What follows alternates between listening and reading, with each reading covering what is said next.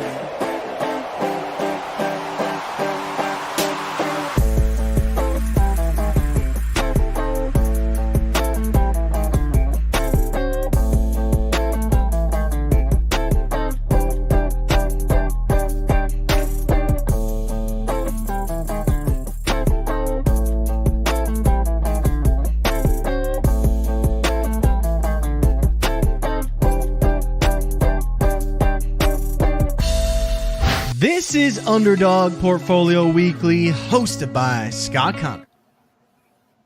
Good evening, good people. We're back for another Underdog Portfolio Weekly, another live draft. It is August 14th. I cannot believe how quick the summer has gone, and I'm excited to do this one. We had the first half of Off the Line Fantasy back on in June to do one of these, and now we have the second half of the show. Gene Omenihu at Fantasy Genes on X. Gene, you ready to jump in this BBM5? It looks like I drew the 6 slot and you drew the 11 slot. So it was good, my friend. I'm good. I'm excited to get back on here and do a draft. It's actually took like a hiatus for like a week and a half of not drafting any NFL, but I've been smashing a bunch of college tourneys, so it's good that break the cherry for this one and getting back in the NFL before this final push before the season. Yeah, a lot to talk about. Did a live stream last week, had Stacy Perez on. We drafted a team together, which is always interesting. When Ike was on, I drafted a team with Ike, but I think after Ike's episode, I decided it's better to draft against the other person just because it's really hard to coordinate a draft when only I can control it, but yet you're trying to draft with me. So we're drafting against each other. Like I said, I'm in the 6 spot. You're in the 11 spot. About to get started here. I will share the board. I also have my screen shared with the Spike Week tool, spikeweek.com. Check that out if you want to fire up some drafts here in the last 3 weeks or so of the season. See a bunch of cool people in the chat. Jeremiah, one half of the Bestball Night School, Fly Meatwad, Graphic 13. Those guys are in here every stream. Anthony West, Shank and Shig. Your boy Ike is in here checking out his co-host. Gonna critique your draft after this, Gene. But before we start, 11 spot. With the Gibbs injury and the Puka injury, is that a tough spot for you to draft at, or are you willing to kind of just lean into it? I don't know what your strategy is, but what are your initial thoughts on drafting at the end right now with those injuries? The Jameer scares me a little bit more because of, when you have them hamstring injuries before the season, it usually gets really tricky for that player. So, and I don't have any Gibbs in BBM, so I'm gonna skip if I have to. And then Puka, a little less worried. McVay kind of downplayed it or whatever, but I'm probably gonna skip him the first time around. If he comes back to me, then I might be inclined to get him because I don't have really much exposure to him either. But a little worried about both their injuries, but a lot more worried about Gibbs. Gene, I just took Justin Jefferson at the 106. Are you worried at all with the McCarthy injury, or do you actually spin it? Maybe it's a positive that he knows his QB all year, and probably off the rip, it's going to be what it is. So if you were already betting on Jefferson, I really don't think I'm impacted at all by the McCarthy injury. In fact, I may think I might even put Jefferson up there with Chase and Lamb because both those dudes are holding out. They haven't practiced. I'm not concerned yet, but man, if they don't take the field and they're just ripping week 1 on 4 days of practice or 3 days of practice? I mean, how you feeling about Jets with the McCarthy injury? Is it impacting you at all? Yeah, you make a good point in terms of he knows his quarterback the whole year is going to be, Darnold. So good to build rapport and not have to worry about like, hey, counting down the weeks of when Darnold gets replaced with JJ. So you build that rapport with him. I mean, I know we saw them throw the ball a lot preseason week 1. I'm still a little skeptical if they're going to throw the ball just as much as they did, when Kirk Cousins was there. But I mean, if they're going to, throw the ball for 35, 36 times, then I mean, I think it's going to be, really good for Jefferson in terms of his fantasy production for the coming season. Yeah, with the Addison injury scare today, it was almost like, man, how do you not give Jets 40% of the targets? But it sounds like Addison's going to be fine. That's the second injury we've had in 2 days where it sounded like the guy was done for. And then the report is like Tyrone Tracy yesterday and Addison today. Yep. Report is like, oh, they're day-to-day, they should be fine. And everyone's freaking out going, man, let me ask, when you saw the Tracy thing, did you look up your Tracy exposure? I did immediately. I was like, man, hopefully I'm not, overexposed on them. And I was like, okay, cool. I only got 1 out of the 110 drafts I've done. So wasn't too worried. Now the Addison, the crazy thing is for both those reports, you saw, the cart came out and picked them up and they're in Aircast. I'm just like, oh goodness, these guys are done. And oh yeah, he's day to day. So I don't know if this new age thing where they protecting the kids with not getting hurt, or they're just being extra about how they're handling these injuries. Yeah, I don't know if it's just beat reporters speculating. They see something that looks like, oh, that's really bad, but it's really just they see a cart, and it seems like the cart is in practice. They don't care about using the cart. It's not disrupting the game. It's not holding anything up, so it's better than having a guy hobble off the field when he doesn't have to. I'm sure you pay the maintenance person or the person driving the cart, you pay him a salary literally just for that, to be there to alleviate any sort of scare. So maybe it's something we can learn from, but probably not. You got the Marv Puka start, one that was hard to get in BBM, and now it's easier to get given where Puka is falling. But you got Marv at the 111, meaning I'm guessing you did not necessarily have to get Puka, but you were fine going Marv, and then whatever came back to you, and it just happened to be Puka went there. So was that strategy there of taking Marv first with the thought that Puka might fall? Whereas if you didn't take Marv, almost guaranteed he goes at the 1-2 turn, just based on habit. Yeah, I just based on habit, I was like, all right, I know people are probably a little worried about Puka. I've been seeing him falling a little bit, with comparing with other people that have been drafting. So I was like, all right, let me get some exposure to Marv because I don't really have much of him either. So I was like, all right, let me just bet that I can get Puka on the way back, and I get that game stack locked up with 2 of the 3 top targets in that particular game itself. So that was my strategy there. I thought that the owner was going to take Puka coming back, but this dude took Debo, which another thing, you've seen Debo been flying up because of all the rumors with Ayuk, which is interesting. So people are being preemptive with that. And I think that's something we've talked about a lot on this show throughout this season, is chasing Debo damn near in the first round now, when somebody else in the same draft is getting Ayuk a round later because he's falling for, hell, it may be longer than a round. I mean, Ayuk's still on the board. I've seen Ayuk. Gene, I was in a draft today. I started with Gibbs, Debo, right? I got Ayuk, missed Laporta by 1 pick, but I almost had all 4, which is, man, I've never seen all 4 on one team. I'm pretty sure that number compared to all the drafts, I bet you it would be 0.0001, something correct. Really small. Correct.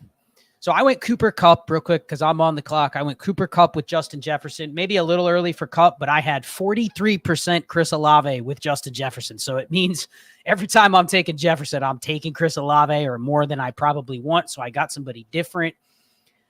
Here, I could go Kyron. I don't want to fight Gene for his stack, so I'm going to go with another receiver, DJ Moore. It'll get into what we talk about a little bit later. One thing I've noticed about the later receivers. So I'm actually ripping. Gene, I've probably done 100 drafts in the last 2 weeks, and I'd say 80 of them I'm ripping at least 5 receivers in the first 6 rounds. I probably mix in a tight end in there just so I can know that I only have to draft 2. But Man, where we are right now with the running back and receiver landscape. It is gross having to speculate on receivers at the end. If you only have like 3 or 4 and you're fishing, you're kind of just chasing your tail. So you're up here. You got Marv Puka start. What are you thinking with what's on the board? You hitting another receiver? What's you doing? I am probably going to another receiver here. I wanted Pacheco because I don't have any exposure to him. I mean, like you said, there's a lot of it gets ugly in wide receiver, towards the end of the draft. So I rather just try to lock up my receivers now, and then worry about my running backs later on towards the draft. So I'm gonna go a little bit different than I have been, and take Zay Flowers here. I don't have much exposure to him, and hoping that I can find some kind of correlation for that game. But I'm sure Dell's already been taken. Yep, he has. He was taken 3-9. Yep. All them Titans all those Texans are off the board. So I mean, yeah, I'll let you make your pick. This is kind of a dead spot where you kind of got to pick your lane. Like I'll let you pick, then I'll kind of give you my opinion on where you're at. Yeah, I don't hate the Kelsey pick, only because if you go with Allen, who's the ADP value, or now you've kind of eliminated the flexibility you gave yourself with Marv and Puka. But I want to ask you, when you start like Marv Puka, are you much more relaxed on Kyler and Stafford? Like if they fall in your lap, fine, but you already have the game stack. Are you pressured? Because I see a lot of people, like they will take a Kyler half a round ahead of their ADP. And it's like, sure, that's nice that you have Kyler stacked with Marv, but Gene, so do 1,500 other teams in the tournament. And the one that got it a round later has a better value than you do. You know what I mean? Yeah. So for me, I'm not pressed to get Stafford or Kyler. I know for sure you could probably get Stafford. Kyler has been really somebody I've really been, high on in terms of this coming season. And if he comes to me, and I'll get him. I've noticed in a lot of my builds when I've had Kyler, I've always had McBride because he's the easier one of the two with Marv that you can get in stack.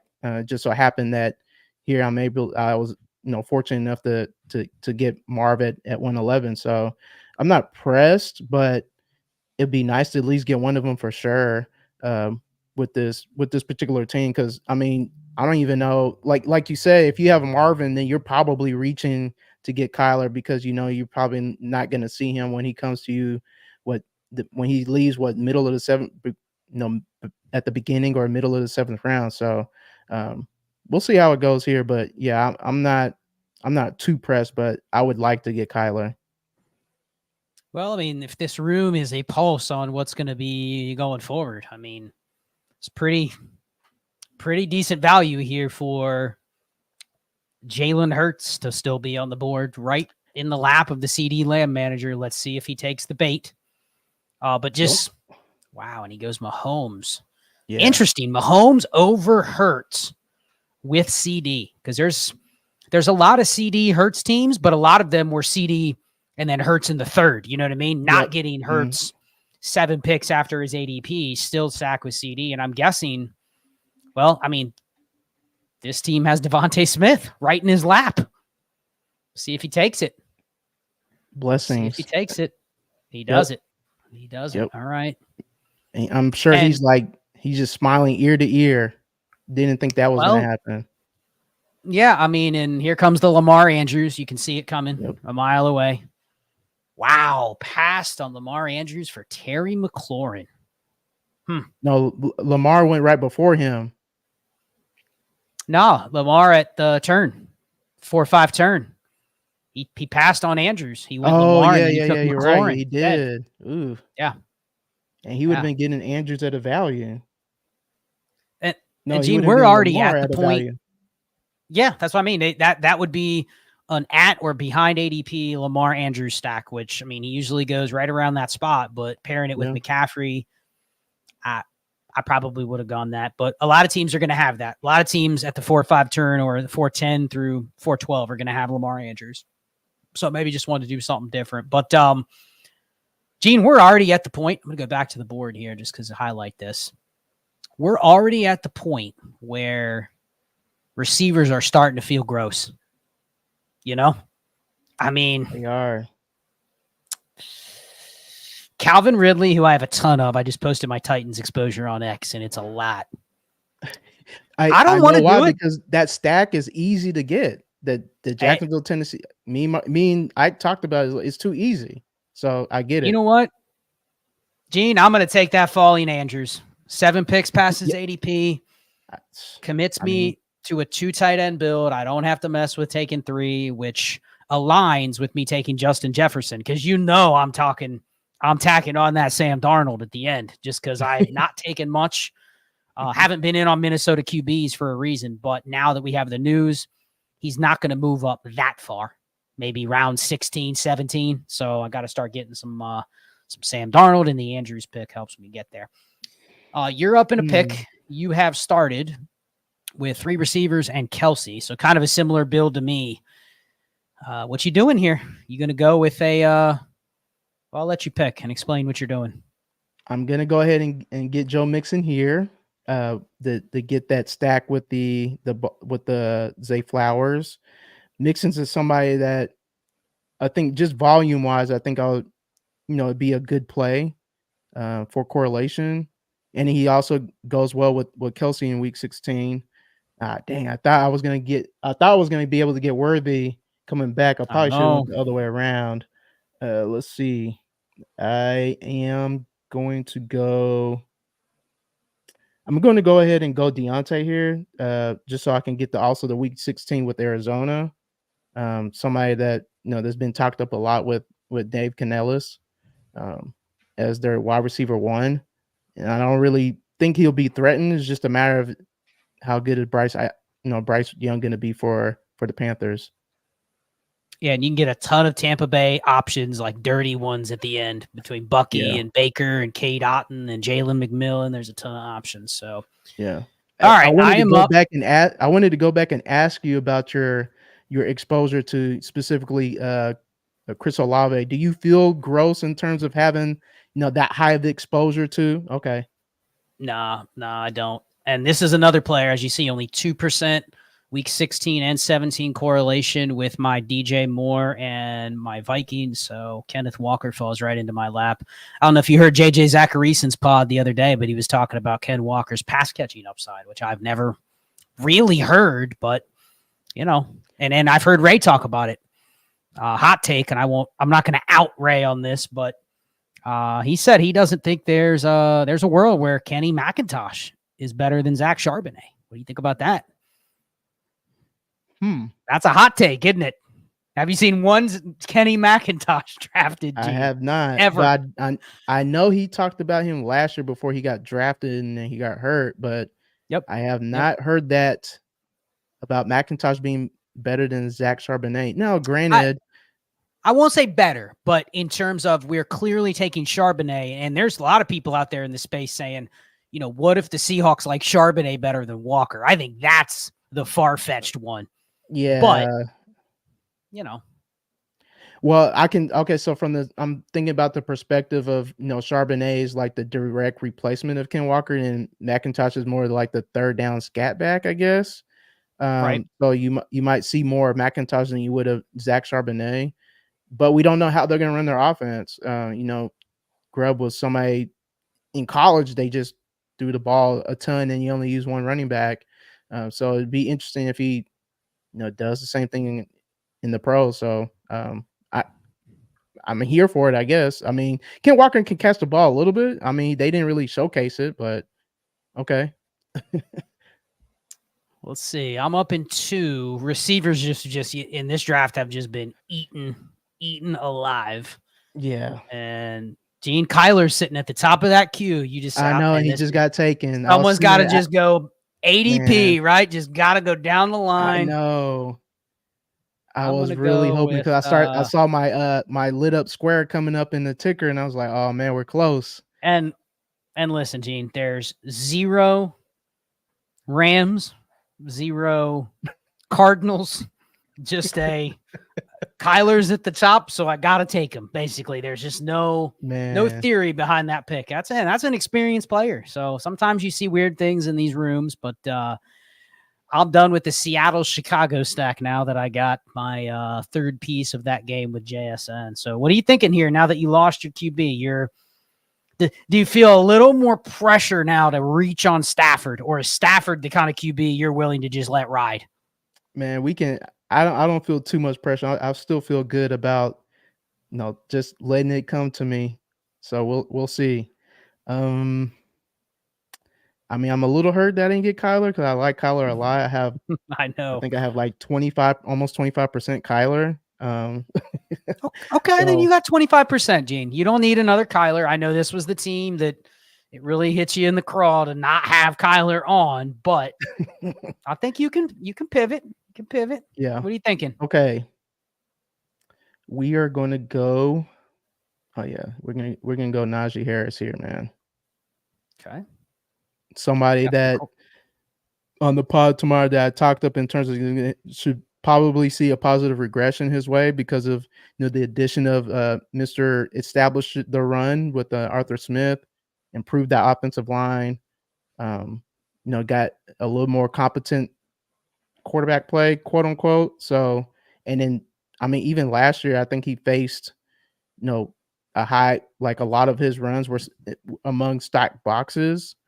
Hopefully, with the improved line that won't matter. And then of course he's lost some weight because of his contract year. So I'm a little in on Najee. I think Najee, I have 20% of Najee. So, and then on top of that, I got correlation for the game with Baltimore and Kansas City. So yep.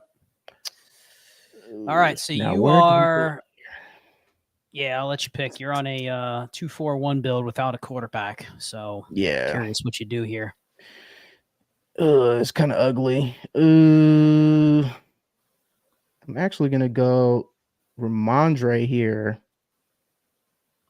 I'm not really feeling any of the wide receivers. I got a lot of Curtis Samuel. Not really interested in D-Hop. I have a lot of him too because of the easy Jag stack. Ramondre, just really correlation with the Arizona, and I can get somebody cheap for the Chargers on the back end towards the end of the drafts. And this is another reason I don't have to. No, I was gonna say also. I mean, I got 3 quote unquote volume type backs. I don't think I really have to stress about getting running backs for a few rounds, but these guys also get kind of nicked up outside of Najee Harris. So I think at least a couple it buys me a few rounds of not worrying about running back. Yeah, this is another one of those reasons to get receivers out of the way, because right now, if you're going to go with a receiver, you're either going with D-Hop, who's still completely up in the air to start the year, right? But then you're taking Sutton, Palmer, Dobbs. There's people that have those guys 2 rounds after this just because of the way the ADP was early. And now, like, that next tier of receivers has crept up, whereas almost every time you get into these drafts, like, I only have 1 running back, and I said I was done taking Chicago and Seattle, but I'm probably not getting a quarterback from that game.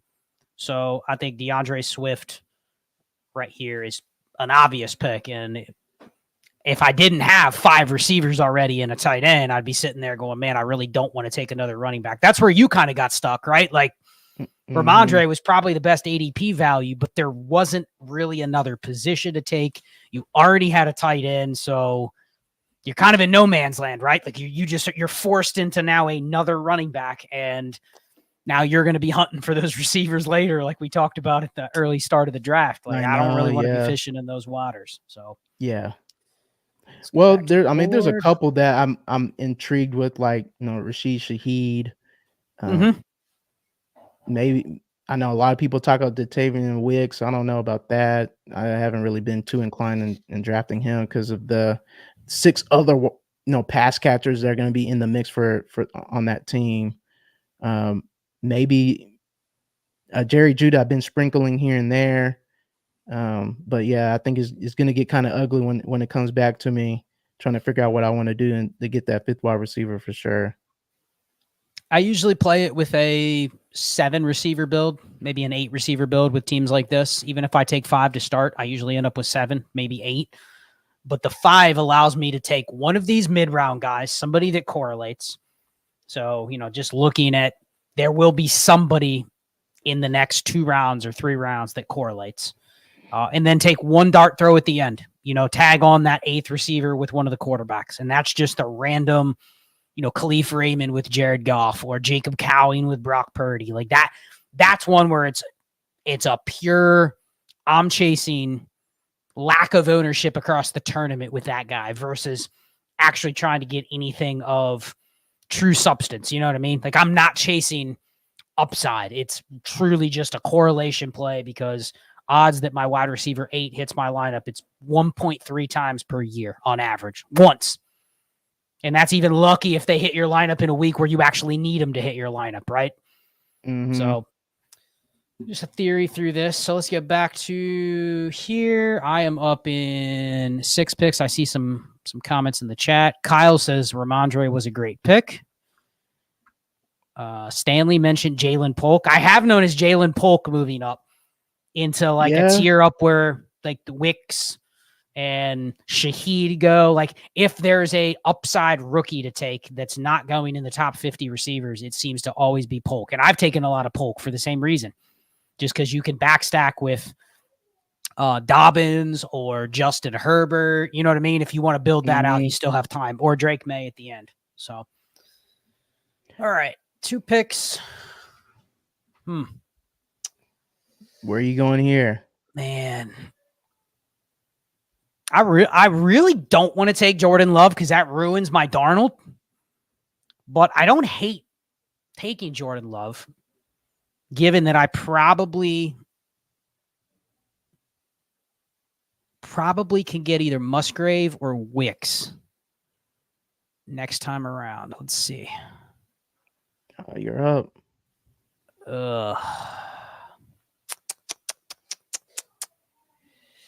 Wicks is going to be tight. Gene. Mm-hmm. It's going to be real tight. Probably going to have to lean Musgrave. I already have. You know what? I'm going to do it.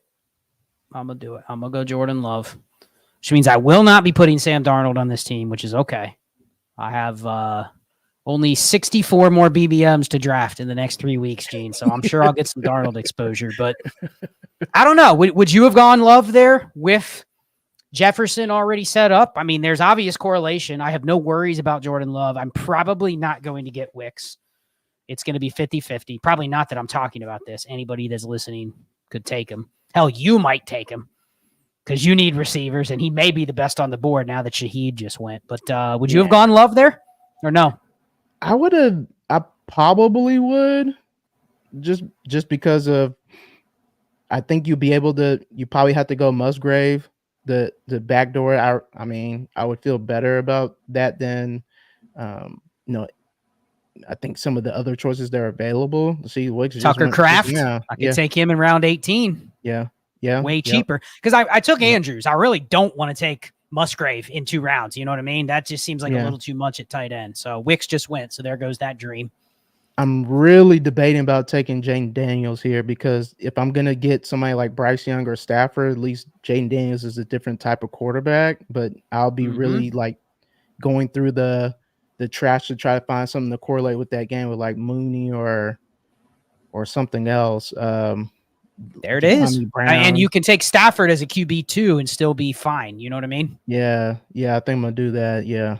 And I don't really have much exposure to Jaden Daniels. Somebody I'm really wanting to get more of. I think I only have 2 Jaden Daniels out of all the teams I have because he never makes it back to me. I've never even had the opportunity to get him. So, man. Well, I mean, the good news is we started kind of a quarterback run with Burrow, Love, Caleb, Dak, Daniels, and then Jared Goff far ahead of ADP was a interesting pick. I guess when you're on the end, you got to pick your battles, but taking Jared Goff a round and a half ahead of ADP when I already have Anthony Richardson, I probably wouldn't have done that. Yeah. And I'm just going to go ahead and just get Brian Robinson, another innings eater. I didn't know who to pick. I didn't really feel good about any of the wide receivers coming up. So at least I have something, with Jaden. I'd rather have a pass catcher for sure, but I Ike likes your pick. He says take more Jaden I mean, Daniels. Let me ask you this, he's Ben. Week 17 bringbacks are overrated. What do you think, Gene? So here's the thing.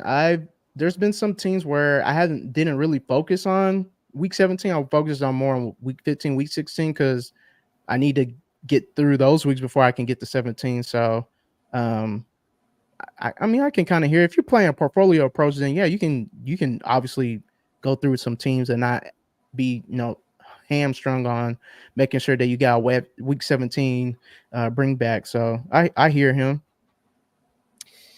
Yeah, I think if you're playing a true portfolio, meaning like you're drafting 1,000 teams, you probably generally want to have more correlation than not, right? Because I mean, if you're playing that many, I mean, I'm going to end up drafting probably 750 underdog teams. So the goal there is, I mean, I hate to say it, but if you draft with structure and you draft with good construction and some stacking and some correlation, I'm not saying I'm guaranteed to get my money back, but you're going to have some teams that fall into winning some money. You know what I mean? You really are, when you're putting up that many teams, you really are chasing, like Ike a couple years ago, like in the running to win a big prize. Like that's what you're ultimately chasing. You know what I mean? Like, sure, I'm going to have a bunch of teams that fizzle out and some of them get to week 17 and guess what?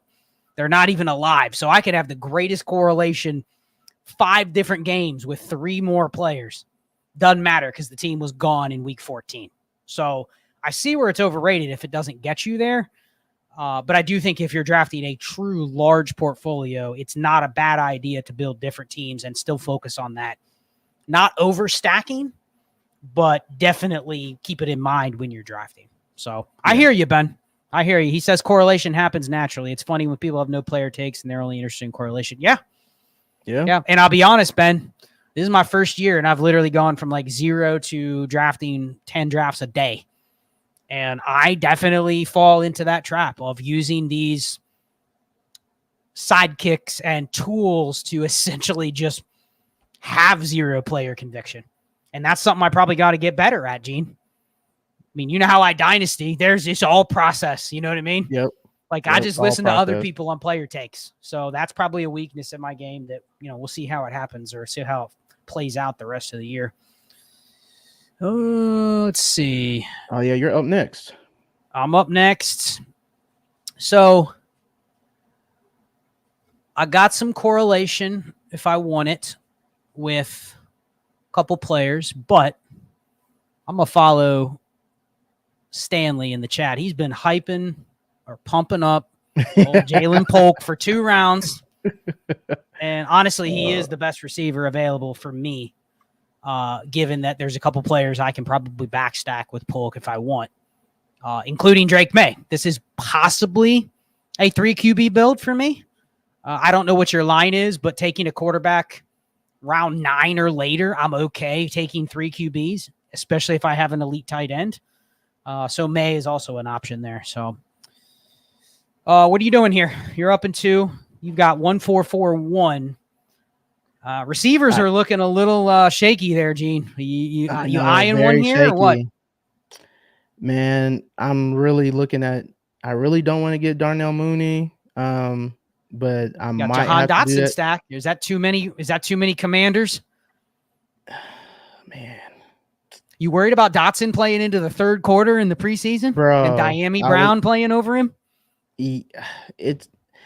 It's worrisome because Diami was off the field before he was, and I'm gonna go Dotson here and pray and hope. Stanley says Mooney without the E, but Stanley's been right thus far. He has, but I think I'll be able to get Mooney on this back. But yeah, it's a little worrisome when you hear that coach speak the go back and it's like, yeah, we're still working on a lot of players, and they signed another player, another wide receiver in the mix too. So it's just like, eesh, generally I don't like. If I was dynastying, I would have not picked him because he's one of those guys that I just like drafted high. It hasn't happened. It probably is not going to happen. I'd just rather, take my chance on somebody else. And the Trinity score just backs that too. I think he was like a 5. Just Mhm. just hasn't been good enough. So Well, it fell in your lap. Nope. I assume you're taking Mooney here. Yep. I am going Mooney here. As got the Gene game has stack. now rescued his wide receiver room with that back-to-back picks. The I don't Darnell know about Mooney and rescued, Jahan but Dotson saviors. yeah. You know, it's Back cool. here, I'm up in a couple picks. Where you at on Hawkinson, Gene?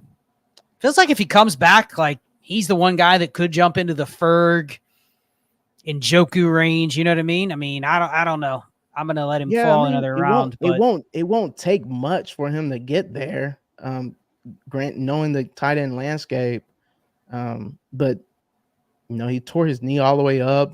I'm not sure when. I don't even know when he's supposed to actually be back. So it's says been he's ahead of interesting. schedule, but you're probably looking at mid-season before he's truly like 100% ready to go. So Yeah, so I think people that have taken Hawkinson, I would assume that's a 3 tight end build.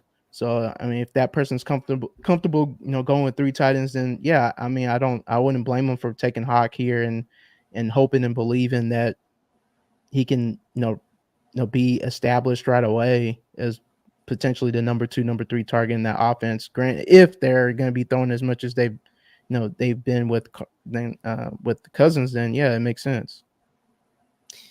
yeah, I mean, I don't think they're going to throw as much as they did with Cousins. If you remember when Darnold was in Carolina, they threw like 25 times a game. Yeah. So I mean, that's not going to be the same with O'Connell because I think you're not going to be able to get him truly away from what he wants to do, but it's probably going to be more like a neutral pass rate versus where they've been the last couple of years. But yeah, I mean, we'll see. Usually I will let them go with Hawk and I'll just push them because I'm either interested in Musgrave or Hawk in that range because there's some correlation probably with what I'm already building. But I'm intrigued. I'm going to go back and look at my Hawkinson exposure. It's not too high. Only 7%. Yeah, so I'm trying to look at mine right now. I think I have 0. I don't have any. I just haven't been inclined to click on. Well, I mean, there was a time where he was falling to like the 150s. Like he would fall to like the late 140s, 150s. I think he's moved up slightly. But Ray and I were talking on the phone today for a real long time, and we were trying to figure out, okay, unlike last year, who are the tight ends outside of the top 10 that you can say truly you can envision having a top 10 season? And usually they have to be tied to a good quarterback or they have to have not a lot of wide receiver options. And like, can you really even think of any this year? I mean, I can think of some guys that are tied to good quarterbacks like Fant, potentially if they turn it around, Gesicki, but there's a lot of options ahead of them. You know what I mean? Cade Otton, if the Buccaneers are fine, but they have other, like, I just don't see a lot of them. The one we came up with was Tyler Conklin. If Rodgers is back, I mean, that seems manageable, right? Where makes sense to correlate Garrett Wilson and Kyler Conklin, right? If you're going to benefit or you're going to say Garrett Wilson is an elite receiver, then you kind of got to bet on the same thing with Tyler Conklin, right? Like Conklin's gotten almost 90 targets the last 3 years. So yeah, kind of got to bet if the efficiency is there for Wilson to draft him in the first round, that you go with Conklin for the same argument, right? Yeah, I agree with you there about Conklin. I know a lot of people have been hyping up Jonnu Smith, but that offense hasn't really been inclined to throw to the tight end. We'll see. I mean, yeah, he's athletic and he can block a little bit. I'm not sure if that gets him any more targets. It probably keeps him on the field, but I don't know if that turns into targets with everything else they have around him. But outside of that, I can't really think of any other name, honestly.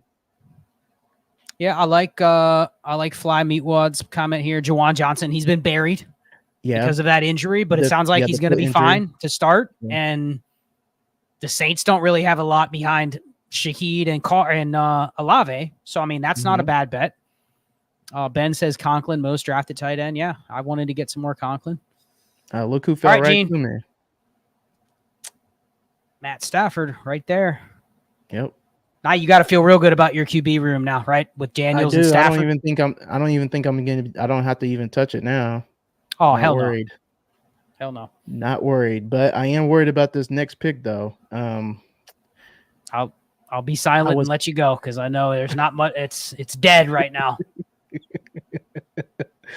Oh man. Ugh. Let's do this. Let's do this. Let's do Demarcus Robinson. Let's do that. All right. It's a little bit of a reach. I get the stack, and I don't really like anything else at all. I have too much Ray Davis. I have almost 40% Ray Davis, so didn't want to do that. Thought about Burton, but I can take my chances with Yoshi Vosh. I think he's still available, so possibly might go there. So that was my thinking there, honestly. Yeah, this is the point of the draft where you are really having to try to commit to, how do you want to build from a I see a name in there. Yeah. I'm gonna go with another RB here and take another Packer with Marshawn Lloyd, and we're gonna be done with it. That way, there's no pressure for me to have to get Luke Musgrave or Tucker Kraft, excuse me. And I'm probably done at running back just because I think there's another pick I can take later. Are you worried about the talks with Lloyd in Green Bay right now, or? Yes, only because it sounds like he's not. It's the same with Trey Benson, right? We just anointed them as the backup running back, and there's still other guys there that they're going to have to still beat out. So yes, but I'm also getting Lloyd a couple rounds later than teams that took him earlier in the offseason, right? Before he was going ahead of guys like McLaughlin and Dobbins, et cetera. And now he's fallen. So I didn't have a lot of Lloyd exposure then. And it makes sense to do it on a team that has Jefferson and has Jordan Love. So that's the only reason I did it. So let's see. Where are we at? So we're at a point now where I don't care about ADP anymore, Gene. This is something I've been noticing. Once you get to about 150 and beyond, it is a lot of players that are sitting here in this ADP just because they've been drafted so many times, and it's hard for the ADP to move too much. But there's many players in here, Gene, I just flat out don't want, right? Like I don't really want some of the players that are in here, to be honest. So I don't know about you, but there's players that'll come up and exactly. There's going to be many, many more that come up here in the next like 2 rounds, and you just go like Marvin Mims. What on earth would you draft him at 178 for? Right? Kamani Vidal, same thing. Like those two are ones that were picked a ton, but like that's where you have to scroll down, just because if you just go by ADP, you're getting stuck with not really any value, but a much higher likelihood of getting zeros. So, yep. Oh, well, I only have one quarterback. I'm up in 2 picks. This is probably where I'm going to take my second. Geno makes some sense. I actually think I'm going to build this one a little differently, Gene. I'll build this one a little bit differently. I am going to take a shot on the aforementioned Tyler Conklin, because I said I wanted to get more Conklin. So we're going to go with Conklin here. And that means we are not going to get Tucker Kraft. So we're going to go with Conklin. And I have a plan at QB that is going to be risky, but also something I probably haven't done enough with the exposure that I'm going to get. So we're going to roll with Conklin. Let that auto pick. I like the Conklin. So 2-4. I was going to do that too. Well, there's some correlation with the Patriots with Jalen Polk in week 16. Yep. And I had said I wanted to get more Conklin. Oh, Mets go Let's. Ruined my plan. I was going to take Fields coming back. But, I mean, I got plenty of Fields, but I was planning on taking Fields and then tacking on another quarterback and making this a 3 QB build with 2 quarterbacks taken in the last 3 rounds. But what are you thinking here? 2, 4, 7, 1. You're done at QB. Probably close to done at receiver. You need more running backs, or what's your plan? Yeah, here? I need more running backs because I have 3 of the 4 of them are on week 14 buys. So I'm definitely looking at running back here. I'm juggling between. I'm gonna wait to save that name. I think I'm gonna go double running back here. Colby Parkinson, round 15. Yeah, That's the highest I've seen him taken. Wow. Very high because I had him starred. All right, so I'm gonna go Bucky here. Okay. They get the correlation with Carolina. And I think I'm gonna be able to get let's see what happens here. Let's see what Z Kennedy does. He probably goes running back or tight end here. If he doesn't go Antonio Gibson. Probably going with either. You'd think he wouldn't take another quarterback because he has Goff and Richardson. Nah, I would assume he goes tight end here, but maybe he's just waiting. But we'll see. Oh, Darnold. How about that? Very interesting. I didn't think he was going to do that. A third QB does have Jordan Addison and Ty Chandler. Very interesting. Very interesting. All right. Are you taking Darnold when you already have Goff and Richardson? No, I'm not. I wouldn't be looking at quarterback at all. Yeah, Jordan Mason, talk about that pick. That's one that's risen into he's basically flip-flopped with Elijah Mitchell, just as Deneric Prince flip-flopped with Clyde Edwards-Helaire. Gene, now Carson Steele apparently is the RB2 in Kansas City. You going to start drafting him? I laughed today when I saw that, and I was like, okay, just out of nowhere. Mr. Steele.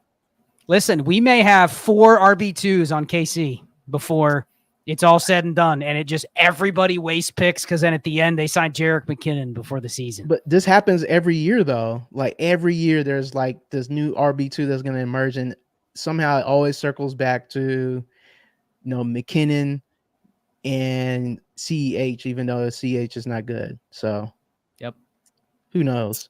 Yeah, like you said, Jordan Mason, he's flavor of the moment. I need another running back. I think this sticks. I mean, he was decent last year until he got hurt. Like all these running backs get hurt. So, just a dart throw, honestly. Yoshavas goes, here is where it is. It is bad news to have to be hunting for a quarterback. Man. So I am going to take Drake May here just because I already set that up. I'm fine if I end up with just Drake May and Jordan Love, but probably going to have to take a third, so we'll get creative. This is where kind of punting quarterback a little bit and taking Jordan Love probably got me a little too comfortable, but yet had I passed on Love and then Darnold goes randomly to the team that has 2 quarterbacks already, that's when I really would have been tilting because I've kind of missed out on the quarterback targets that I've had between I would have taken Geno if he came back to me. I would have taken Fields if he wouldn't have gone a couple of rounds ago. So I've kind of missed out, but that's okay. I can backstack another QB here if I want to choose to go to 3. Or, I mean, how ballsy is it to go just Jordan Love, Drake May?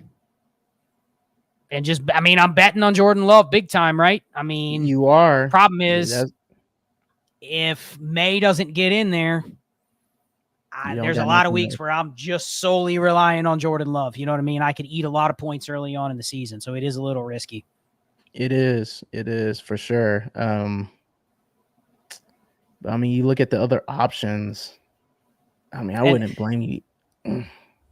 I got a comment, Gene. This is the round right here where it's just, I swear people are just picking ADP. I mean, Malachi Corley, do you want to be drafting him, really? How about that Tyler Boyd shares? Are those firing you up? Oh, man. Or the Tyrone Tracy before he got hurt. Yeah, Troy Franklin. I'm telling you, man. You can look at these names, and it's literally just people taking the next player up. Or, they really don't just look down and go, wait a second. Okay, maybe I can scroll down a little bit further and find somebody. But it is what it is. It's groupthink. I mean, we've taken some ADP picks, right? But at the same time, I mean, All right, so I got 2 picks left. I'm probably going to do something I never do here. And we are...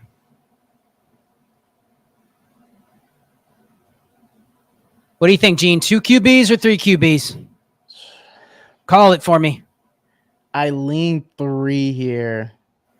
Okay. I just don't. That Drake May scares me a lot. Okay. I just don't. I think Okay. I think Brissett's playing a lot more games than what people think. It's either Bryce Young or Russell Wilson. I could go with a Raider, but that is a little scary too. And I think I can find I already know who my round 18 pick is going to be with Bryce Young. So we're going to go Bryce Young as QB3. Was thinking Russ because I have so much field and like 0 Russell Wilson. Like there is a world where Russ is in there at the end of the year and not Justin Fields, even though I've pretty much given no thought to the fact that Fields will not be starting at the end of the year. There's a chance it was Russ. So I could have gone with Russ instead, but I went with Bryce. Yeah, I think that whole situation is very interesting. Didn't even realize that Russ hasn't been, practicing the last half full of days or whatnot. So I really don't know who's going to start. I would assume it'd be Russ, but it just seems like a true toss-up, which makes it even more interesting why Ayuk would be even leaning to go to Pittsburgh with the the quarterback situation they have over there. Okay, there it is. That Troy Franklin pick, just next up. I thank him for that. I like the Jawan Johnson pick. Carr would have been another option I could have gone with. I have more Carr than I do Bryce Young, though, so I passed on that one. Yeah, I know Ike wouldn't like that because he despises Carr with all his heart. Because I have like 16% Carr because of the stacking exposure with Jawan and Rashid, and Olave. Mm-hmm. All right. So your last pick, you got a 2-6-7-2 build. I know you're not taking another quarterback. I assume you're not taking another tight end with Kelsey. What's this going to be, a receiver here? I want a receiver, but just these names are so dirty, man. Lord. Is it a Diami Brown, Gene? What are we going to do? Looks like an auto Elijah Mitchell. Man, I was, and you know what's when you said Brown, I was typing his name, and then I know, bro. I should have brought it up to you earlier. I didn't even realize that until you were on the clock. I was like, you might as well go Diami Brown. You know what I mean? Yeah, I know. Because you got Jaden. That's all right. That could look like a genius Elijah Mitchell pick if it ends up being him. But there it is, Gene. The last pick. Who you think I'm going? Where am I going here? I think you are going Will Shipley here. No, I'm going receiver. Oh, you're going receiver here. I'm going receiver. It's gross. It's a J Rich special right here. Oh man, is this That's Baker a Jonathan Mingo. Oh.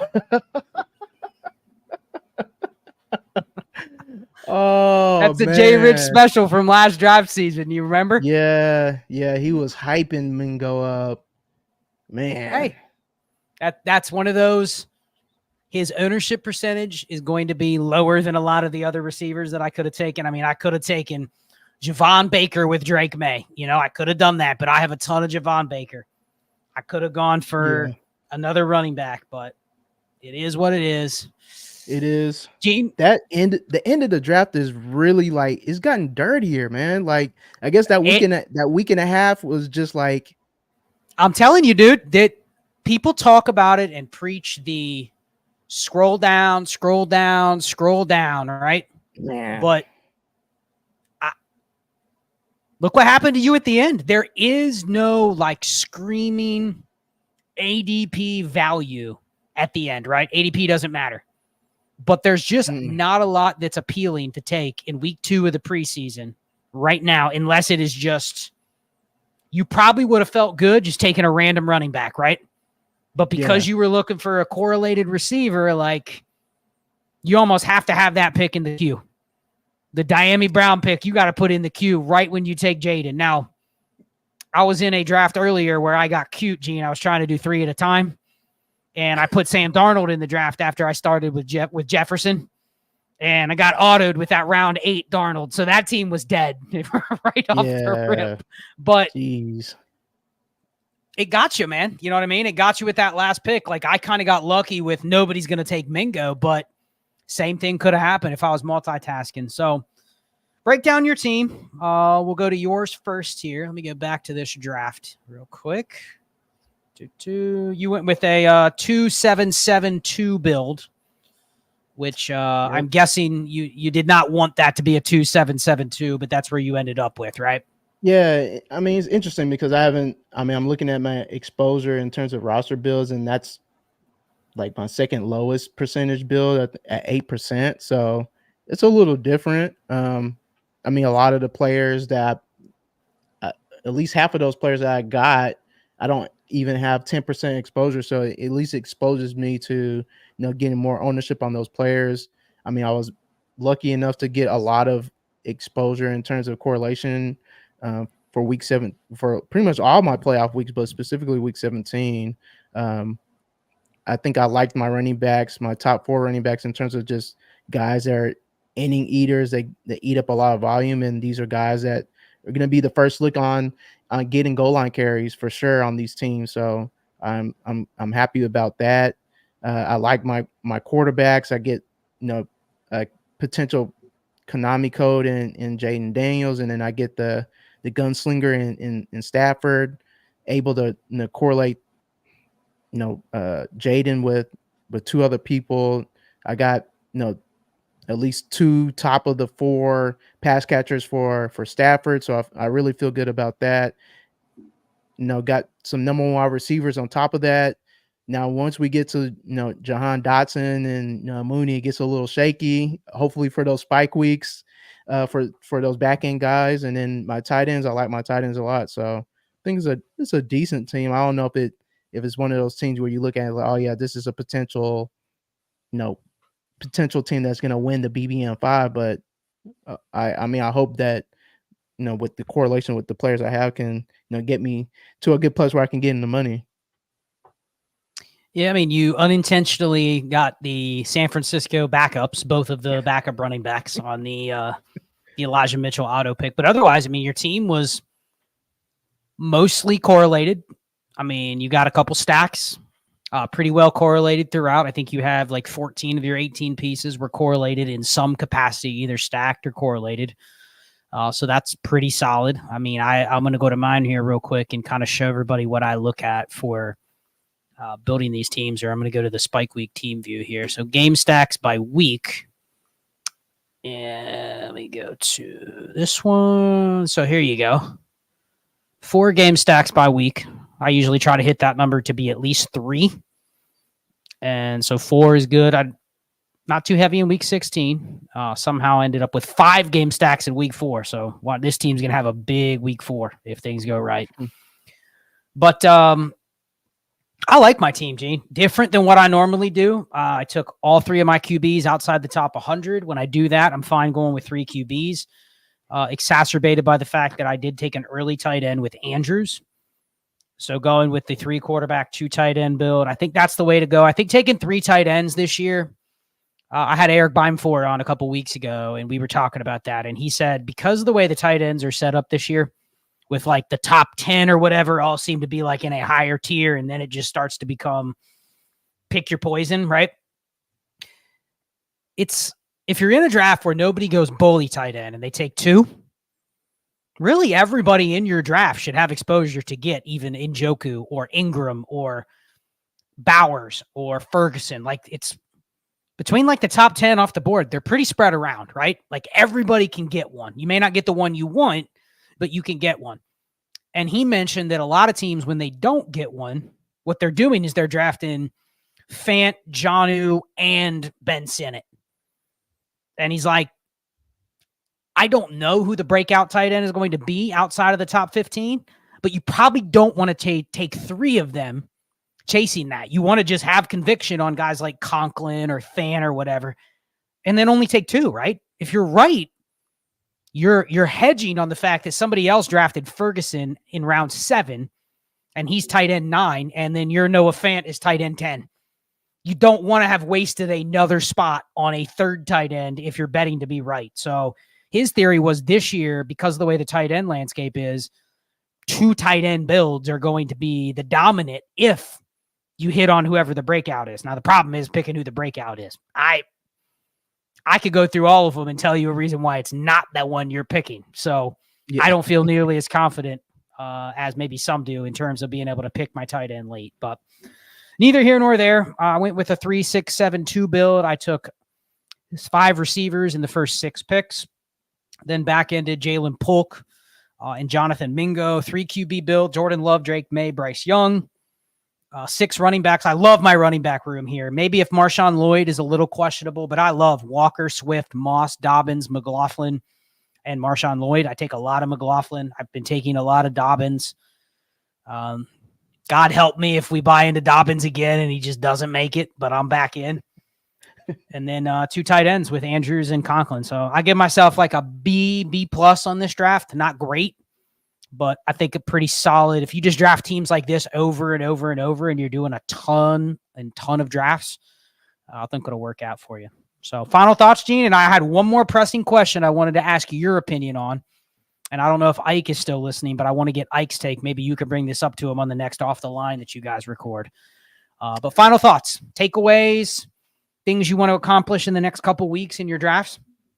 Yeah, I'm definitely want to, get into these drafts. As you can see, a lot of the casuals are now back in because, preseason starts. So people are getting hyped up. So you might see some funky things happening in your drafts will allow you to, get some value. So I definitely want to be, trying to get into some more of these drafts here. I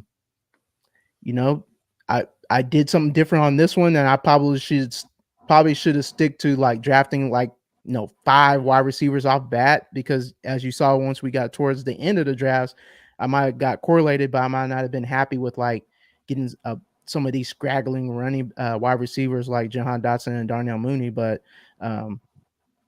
I like the idea of not really aiming for 3 tight ends, because I remember early on I was like, all right, I'm gonna be waiting on tight end, so I'm getting a lot of Parkinson and Jonnu Smith and Greg Dulcich when he was getting hyped up at April and May, and then or Chig, and then you're just looking at damn, I don't know which one of these is even going to score points week to week. So I definitely had a lot more 2 tight end builds as we kept going on, because I think only 3 tight end builds I probably had maybe less than 5%, because it gets ugly when you start looking at those teams. You're just like, okay, what am I doing here?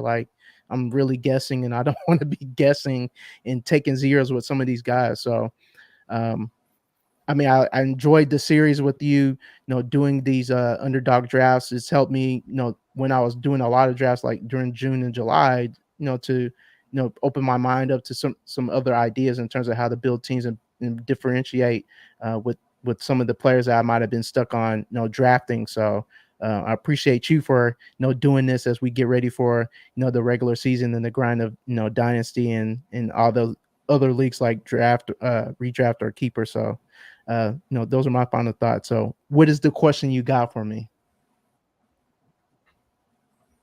Well, if you want to have a tune into a new series coming up called Bestball Horror Stories, where Ray and I talk about our 40 $105 FFPC teams that we drafted pre-NFL draft.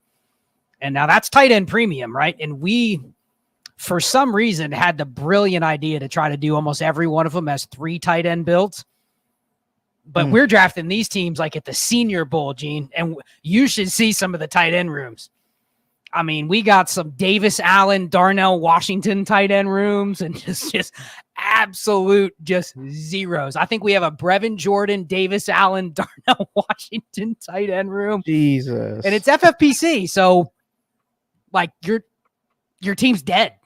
It's a 0 at tight end. Half of the guys we drafted were, we have 30% Brevin Jordan and Davis Allen, and both of those guys just got destroyed in free agency or the draft. Not that we should have been taking that much of them, but we thought we knew, oh, Tyler Higbee's done. They're not going to sign a tight end. Boom.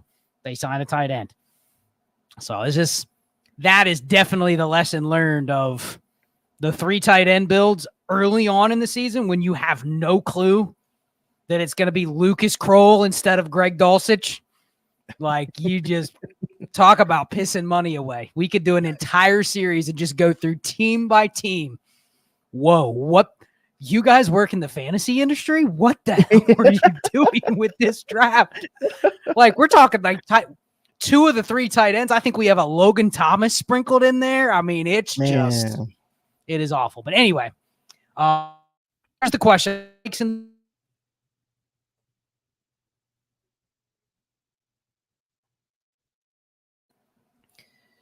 Is there a world that Cam Akers is back to good now that he's got 2 Achilles torn, and now both of them are just made of like Superman steel? Both those legs. I know Ike's had the torn Achilles before, so Ike, if you got any thoughts, but I asked Jesse Morse this at the expo this past weekend.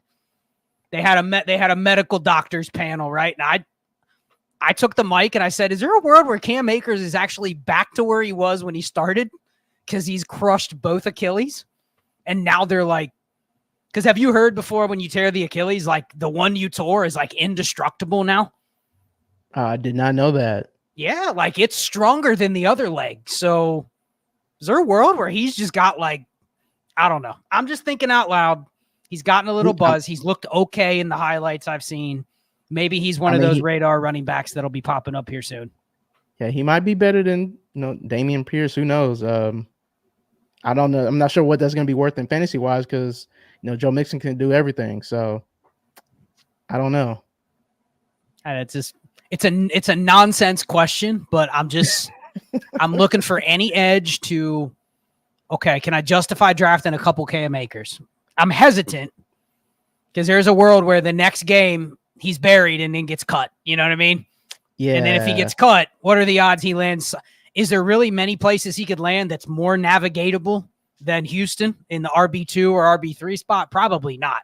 If he can't crack it there, next step, the Dallas Cowboys, right?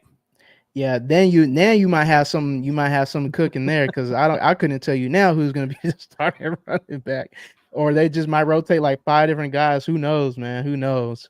The man himself says that the rebuilt Achilles is stronger than ever, and now he's got 2 of them.